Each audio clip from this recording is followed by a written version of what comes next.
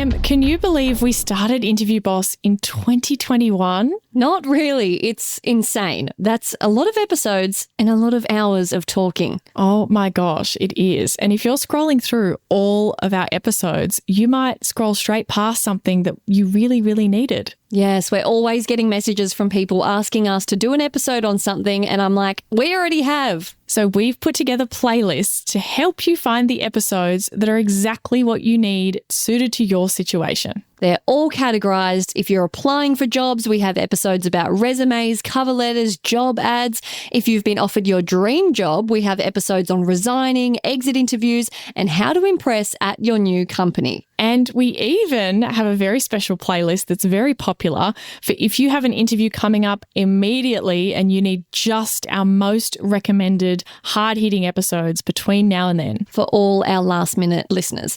It's all there for you. You can browse by category and check out all the playlists at interviewboss.com.au/podcast.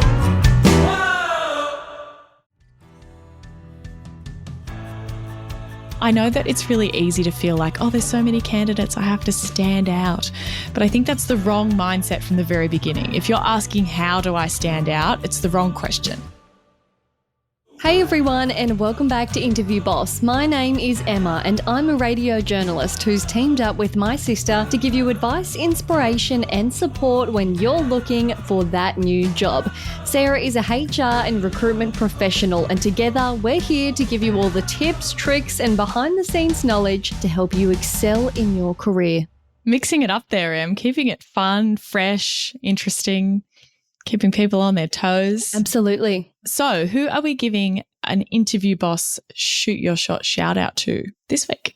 To Beck, I absolutely loved what she wrote us. She bought us 3 coffees, which is so kind, keeping us caffeinated. And she said, thank you, ladies, so much, with 4 exclamation marks. Yelling. No. I just walked out of my interview and feel amazing. I had a session with Sarah on Wednesday, and we were certain they weren't going to ask me a tell me about yourself question, being a government job, but I prepared it anyway, and they asked. I had to come up with one answer that didn't fit the best bits I'd prepared, but I was able to stick to the structure of the story, what I did, what the result was, and weave in a different story. I just want to say too that I thought this was my dream job, but after listening to your Take Your Dream Job Off the Pedestal episode, my preparation changed completely, and I've left the interview room feeling like I did the best I could. If I don't get this, I'll use it all for the next opportunity. That's why I'm sending this now and not after I've heard if I've got the job, because the result doesn't even feel like it matters now. Oh my God, I love this so much. In my coaching sessions, I always say, like, I want to know how it goes because I'm so invested, and like we spend all this time talking about their interview and helping them with stuff. And then I'm like, sometimes I just don't find out the ending. Like I never get to hear what the result is. But she's gone above and beyond by shouting us a coffee in order to tell us what happened. I just love our listeners and students. They just follow everything we say. And Beck summed up exactly what we're trying to do is make it about how prepared you feel, take away the anxieties about what you can't control. You just do your bit. And she's so right. It doesn't even matter if she doesn't get this because she has the skills and she's ready for the next one and she's going to be better next time. And I love that, like, hey, there was one that she wasn't prepared for, but what that means is she was prepared for the rest. And how confident do you feel when you've nailed every other question and then you get one where you're like, oh, shit, I don't know what I'm going to say. You're going to be fine. You know the structure. You know overall what you need to do. You can just, wing that one, come up with something on the spot. It's not the end of the world. I love that because it's like it's not going to always go the way that you planned, but you've done enough prep that you can think on your feet. Totally. Now, if you want to be like Beck, and you want to eventually submit a testimonial like this, well, book in a one-on-one session with Sarah. You can find out all about them at interviewboss.com.au/coaching. And also the .au is so important because there's an imposter out there with interviewboss.com. So make sure you put on that AU. I know, I'm horrified. I need to do something about that. Are they pretending to be us or are they? No, I don't think so. I think it's just somebody else came up with the concept, but I don't know. Right. Who knows a hitman? We're coming for you, interviewboss.com. We are the AU sisters. How dare you? We're here to stay. Now, if you liked one of our episodes, used a tip we sent you, or want to request an episode specifically on your situation or industry, feel free to follow us on Instagram and then slide into our DMs. If you're going to pick our brains, please follow us. You owe us a follow. Yeah. Lots of people are taking that call lately, which I'm very happy about. They have been, and I like it. I should have started saying it a long time ago. I know. Forget about like posting more often. We just need to tell people to follow us. So please help. Follow us, please. Love you so much. Now, today's episode is all about giving you more ideas and inspiration of the kind of questions you can ask at the end of the interview. So we've touched on this a little before. We do have an episode where we go through a bunch, but I would say they're your more standard sort of questions. The next lot that we've come up with are really outside the box. And also, I think early on, I was like, well, I'm not giving you ideas of cool questions because you have to come up with them yourself because you should be curious and you whatever. And I think what I've learned the further we've gone into this podcast, because I was originally really hesitant to give people a list of interview questions that they could be asked as well. If you remember, Em, people kept kind of asking like, but what kind of questions? Can you give me examples? And I was hesitant, and we were very hesitant in that episode of like, what questions are they going to ask me? But we did create a spreadsheet, and it's been very, very popular. And I get how it's been helping people because you can just have a scan through and get some inspiration or come up with some ideas or see if you've missed something.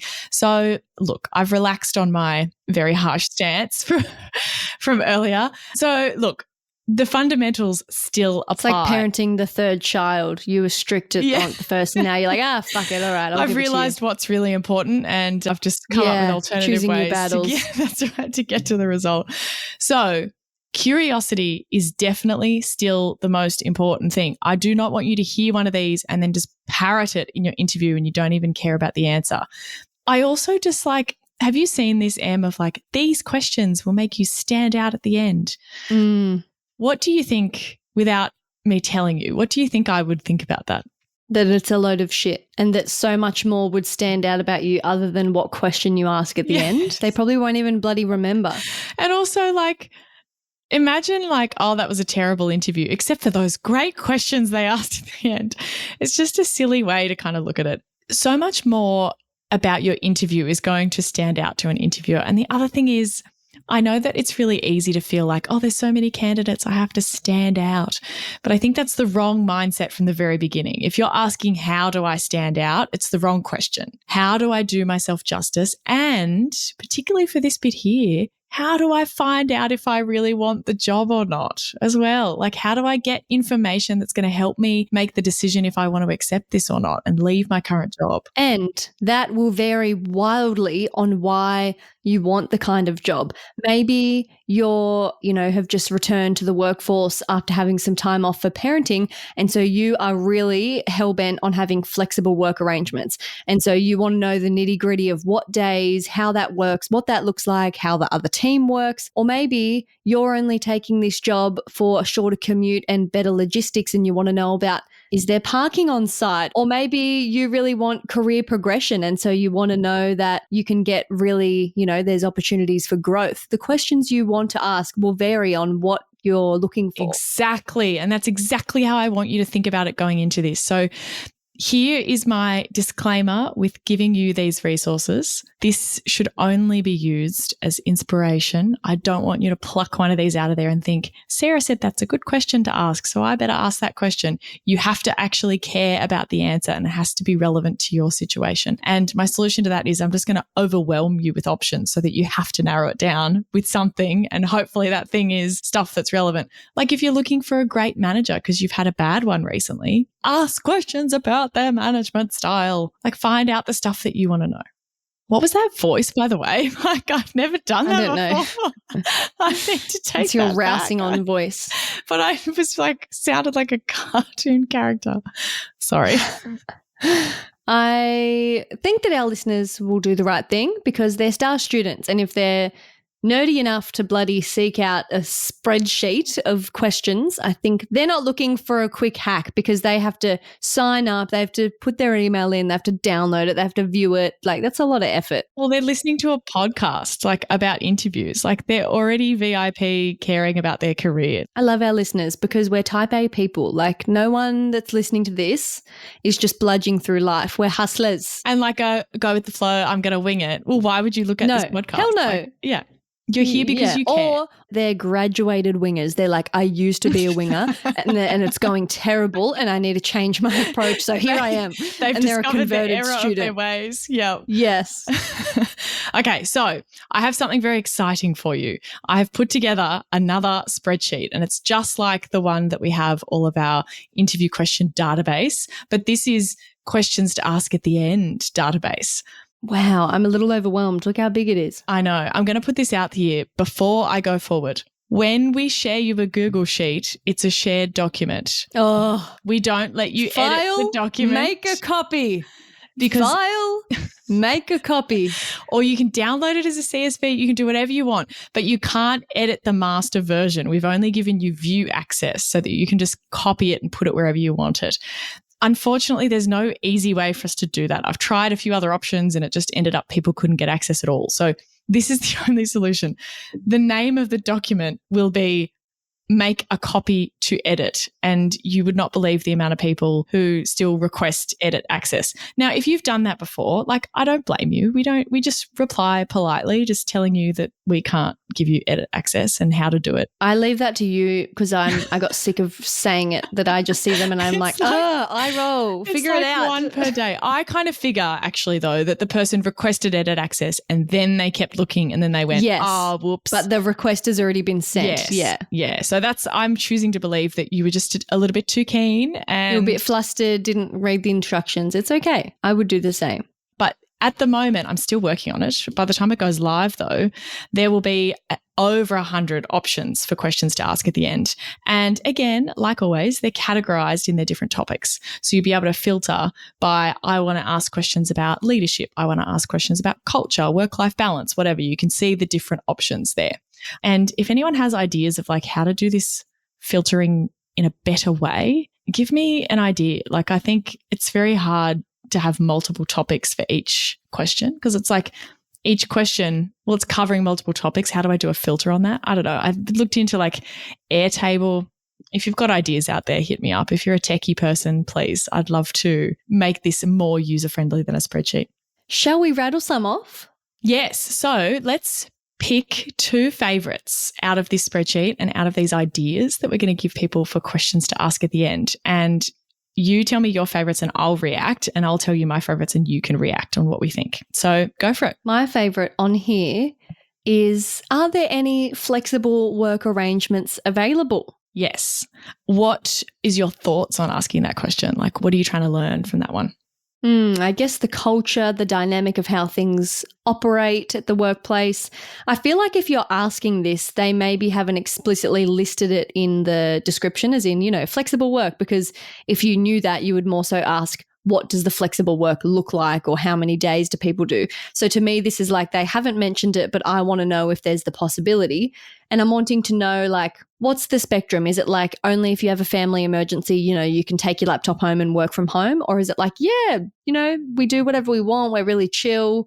I'm trying to gauge how often I'm going to be chained to my desk. Yeah, totally. And we had an episode about flexible working and like how you need to make sure that you are locking it down early in the process, because like what flexibility might mean one thing to one person and something different to someone else. So I actually liked your second version better if they'd said, hey, there is flexible working. And then you said like, what does that actually look like? So I would maybe even extend this question if you needed to. Are there any flexible work arrangements? And if there is, what does that look like for this team? Or something like that, to go like, I want specifics. Tell me who does what. For sure. I also really loved, could you tell me why this position has become available? It feels a bit illegal to ask this, but I have actually done this before when applying for a job, because it said it was like a full-time job for a year, but it was temporary, and it didn't say like maternity leave or anything like that, and just the nature of the job. It was just a bit weird because this sort of organization would be renowned for like permanent type jobs. So I asked it at the end, but I asked it amongst a lot of my more genuine questions because I was interested in this, but like at the end of the day, the answer wasn't really going to affect whether I'd take it or not. I was just curious. I love that context you just gave, because when you first said it, I was going to be like, oh, I don't love this question. But in the context of like other questions where you're actually getting info and they're more open-ended, this one's helpful because like maybe you do really need to know that. Especially if job security is important to you. I thought you were kind of wanting to be like, did somebody quit and why did they leave? No. Because it said like up to 12 months or something like that. And I ended up asking and they were so chill about it. And they were like, yes, great question. It's just a tricky technicality because the person who left was transferring to a different internal, like within the same organization, but sort of transferring. And so she took leave without pay for the rest of her contract. So it didn't technically become available until so-and-so date, which meant that we couldn't properly advertise it. So we had to put it up as this, but don't worry, it is a proper full-time, permanent, ongoing job, but for the paper trail purposes. So I was like, oh, great. I'm glad I asked. Like stupid internal mishap. I love the context. And I think that it just goes to show why you need to personalize these questions, because I'm sure you didn't say, can you tell me why this position has become available? No, I said it really casually. I said it like, oh, I noticed on the ad it did say, temporary 12 months. Just wondering, what the situation is there. Yep. Perfect. That is a great way to ask that because it's specific to the job. You've got a reason you're asking, and they were obviously like, oh, there's actually something to this. And there's a bit of story that they can tell you that you now know. And they may have forgotten to talk about that. Definitely wasn't asking this as in, so why is this available? Hey, did the other person hate it? No, that's not the energy we want to give off. And I think the only reason I don't like it for that is because it feels like a bit of a waste of a question because you're not going to get... It does. They're not going to tell you. Well, they're not going to be like, Susan wanted better growth. We couldn't offer that, she said. And she said she really hated Susan. Susan was sick of my shit and she got out of here. I don't know. If you are looking for like, did somebody quit or whatever, you could ask it. Hey, Interview Boss listeners, if the podcast just isn't doing it for you and you need way more help to prep for your next interview, we have the perfect thing for you. Interview Academy. Em, tell us all about it. This is huge. This is the love child of Sarah after doing hundreds of one-on-one coaching sessions, finding out what people struggle with the most, common mistakes. Sarah has created the ultimate course that you can do in your own time, self-paced, heaps of modules, videos, interactive quizzes, a workbook that will become your Bible by the end that you can take with you into your interview, because if you're a long-time listener, you know that we endorse taking notes into your interview. It's a game changer. Check out more about it at interviewboss.com.au/interview academy. Have it. If you want to know, like, did somebody quit? What would you say are the main challenges of this job? The tough parts of this job? Yeah, but they may not say, oh, and that's why Susan left. No, but that gives you an insight into the pressures that may have caused someone to leave. Yeah, I just think there's easy ways for us on the other side to fluff why someone's leaving. I think someone's asked that in an interview recently for me. I'm going to grill you. Okay, pretend somebody left because they were just awful, always doing horrible things. So I'm just interested, why did the last person finish up at this company? Give me your best dodging the bullet. I'm trying to think of an exact situation that I'm going to have in mind so that it feels really real. Okay, I've got one. Oh, it's so hard because I'm I can't tell you properly because you might join this team. I can't even tell you roughly. I really have to be yeah, look, there was someone in this role. Unfortunately, it just really wasn't the right fit and it didn't work out after about a year. But yeah, we've kept on really good terms and they found something new. You gave me nothing. See, that is a waste of a question, as if they're going to spill the workplace tea. In my head, I've got, we put this person on a performance improvement plan and they quit before the end of the performance improvement plan. And if they didn't quit, we would have terminated them for underperformance. That's the truth. But I can't say that because you're going to be working with these people and maybe the colleagues don't even know that there were performance concerns. I can't tell you that stuff. It just, yeah, you're not going to get anything very satisfying. You might find out, hey, and you did find out information. You found out there was someone in the role. So if that's all you're looking for, then sure, ask it. But I really like it for your example of like, there's context around why is this role part-time? Why is it contract? Why is it temporary? All that kind of stuff is super helpful. What about your two faves? I saw someone talking about this question on LinkedIn and I really liked it. And I saw it when I was researching other options for questions. And I want to get your reaction. So I haven't written it down so you don't know what it is yet. What does your team typically do for lunch every day? Ooh, I like it. So again, like in certain circumstances, I would or wouldn't ask it because I'm like, well, I don't really care. I'm not there to socialize and I'm happy to eat lunch at my desk and get out early or whatever. This gives intel. Is everyone eating at their desks and not ever taking a break? Are they worked to the bone? Yes, it does. That's right. Are they very social and they go out for lunch every day? Is everybody getting takeaway every day? Is there like a local place that everybody hangs out? Do they sit in the lunchroom? Are they all gym bros and they pack their chicken and rice? Yeah. What's the deal? Do they sit in the lunchroom every day at least, like in the office but away from their desk? Do people go out and go for walks? Is it really active workplace? I think there's a lot that you can learn from this. Someone also commented on the LinkedIn thread, I remember, talking about how they had a different version of this, which was like, what do Friday afternoons look like in the office? Again, if you were kind of wanting a bit of a like social kind of fun workplace, that might give a little bit of insight into, does everybody have a drink at their desk or do they all go to a certain bar after for Friday drinks? Like, and is that kind of like an optional thing that the fun people do, or is it like kind of mandatory and it's like compulsory workplace fun that you have to participate in?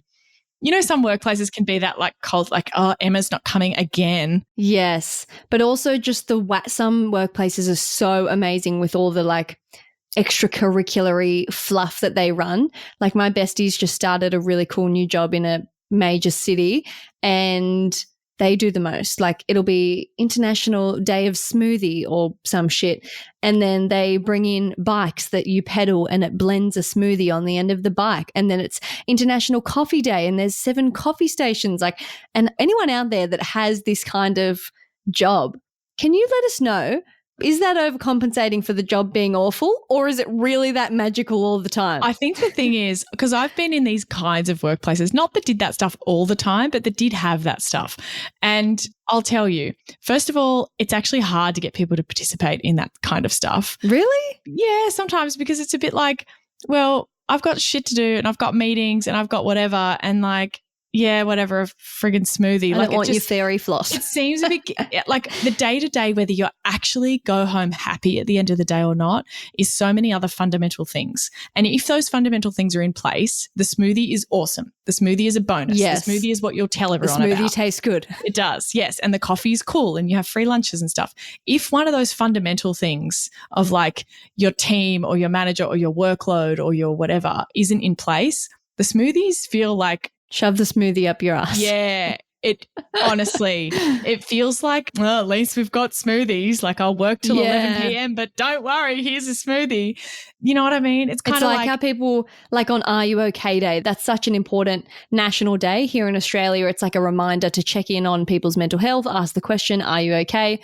And corporate Australia has sort of overtaken it with they'll get some cupcakes and it's kind of a meme online of like, thank God we got a cupcake today and the toxic working conditions have paused for the 5 minutes while we eat that cupcake. But as somebody who has to organise Are You OK Day things, here's my challenge to you listening. This is a rhetorical question, but if you've got ideas, DM me. I'm all ears. I will literally implement this next year. How do you pay respect to the day and not do something gimmicky? But also, you don't really want to put people on the spot and get in a room and be like, now everybody, share if you've ever felt suicidal. Like, you know, it's a genuinely very tough line to balance. Same with like fundraising for stuff. It's like, how do you treat it seriously, but also commemorate it a certain way? So we've done stuff before where we do get cupcakes because I feel like it's like a cutesy mandatory thing. But we also did like a toolbox talk on the topic, a barbecue for the team to get together and chat about those topics. We tried to do like question cards and conversation starters that Are You OK do. But again, people feel weird about that in the workplace. Yeah. I don't want to do that with my colleagues. Yeah, exactly. And then there was there's a photo competition. How are you promoting Are You OK Day? So trying to make sure that, the locations that really get into it are going to be rewarded for what they're doing. And it's like a lot of them was, hey, we printed out posters in 7 different languages and we put them up all around our site. And we picked those languages based on what people on our location speak. And that was really cool. And they won. And their prize was then neck and shoulder massages for the day or something. We got a masseuse in. And again, it's like, what does that have to do with Are You OK? Well, I don't know. Wellness, self-care, taking a break, self-care. Yes, but it's a very tenuous connection, isn't it? And it's like, ultimately, your goal is kind of raising awareness and spreading information. But yeah, I'd love for you to hit me up if there's something that you think they should do this. We'll put the question on Spotify in a poll. But what else? Like, what else should we do instead? And I guess you're saying like, stop the toxic work environment. Okay, well, we can't do that tomorrow. Like, what do you want me to do tomorrow? Anyway, my next question that I have picked out that I really like is, I really like this idea of asking a behavioral question back to the interviewer. It's like the old reverse card. Yes. What's that? Actually, US listeners are probably cringing. Uno, I should say. Uno. Over here in Australia, we say even though it's meant to be uno, dos, like, I get it. But we all say So, Uno. So if that upsets you, let's play Uno. And we say, It is funny. Yeah, it's not the name of the game. But with our Uno reverse, asking a behavioral question. So you would say to the person who's potentially going to be your manager, tell me about a time that you helped contribute to the developmental growth of someone in your team. Ooh. I like it. You're making them show a way that they've invested in someone, like done the real thankless work instead of like, I don't know, the criticizing or the hard decisions. It's like, how have you gone out of your way to uplift someone? And also, like, give me an example. It really stops that kind of like, oh, well, we have all these things available and blah, blah, blah. And like talking about just the things that are possible, but actually secretly nobody ever uses them. Like, tell me about someone you have actually helped grow and develop. I think this tells you so much, like their reaction if they can't think of anyone. It tells you about their management style, the way that they would grow and develop you. I think it's a much better version of what are the growth and development opportunities in this role? Like, it's so much better than that. Personalizing it. And there's the added bonus that people love talking about themselves and will enjoy it. If they think of something really great that makes them look good, win-win. Yeah, it's a 5-star question, I think. So go through and whack in your email address and grab the freebie of all of the questions to ask at the end database. Make sure you make a copy. Please don't request edit access. And you do end up on our email list, but we promise to only send you 1 email a week, just telling you when our episodes drop. But hey, that's a nice place to be. It is. It is. It's a damn nice place to be. You can always leave once you get a job and we'll be happy for you to graduate. Don't give people permission to do that. Stay forever. They have permission to do that. Show us your loyalty. They can graduate from the podcast. No. Do you know, I found out today a note on unsubscribing from emails, which maybe I shouldn't be saying this, but there's an app that you can download and you connect it to your website. Is it called Unroll Me? Yes. So I used to use this in the past and I used to tell anyone who's anyone. I remember like one of my exes, I helped their dad like unsubscribe all their emails and he was like forever grateful. My partner every night is like, I've got to unsubscribe from more emails. Like it's constantly on his to-do list. But, and I might be spreading lies here, so correct me if I'm wrong. What, they sell your data? Yes. Truly. Oh, you're kidding. Truly. They had like a data breach. I remember getting a notification and I was like, I can't remember the details of exactly what it was, but I remember at the time thinking, well, I'm never going to use that again. And I was like, what a shame. So I wonder if there's one that you can pay for, even if it's like $2 or like something like that where you can just pay so that you are not the product anymore. Because that's swiping to get rid of all of your unsubscribes. It's so useful. And I was only just having this conversation with someone at work. Their Gmail inbox was full and they couldn't receive any more emails. And I was like, oh, but here's my hack for it. If you've got a full Gmail inbox, search the word unsubscribe. Because every email that's sent from an email list, including ours, has to have the word unsubscribe in it to allow people to remove themselves from the mailing list. So if you search the word unsubscribe, you can then select all of them and then delete those ones instead of archiving so that they just go away permanently. And it won't be any of your actual emails from people or whatever. And they're typically not the confirmation of your purchase because you don't unsubscribe from them typically. There you have it. Download the spreadsheet, go crazy, but use your own brain first. This is just a supplement, get ideas, and you'll be on your way to asking excellent interview questions at the end of your interview. Using your brain is mandatory for Interview Boss listeners. We don't give you the answers easily. Thanks so much for listening to Interview Boss. If you like hearing the sounds of our voices, hit that follow button in Apple or Spotify, or better yet, tell someone about the show. That's how we can hit the charts so we can help even more people. And make sure while you're at it that you follow us on Instagram at Interview Boss. We've got plenty of helpful behind the scenes stuff, savable content, and it really helps us out.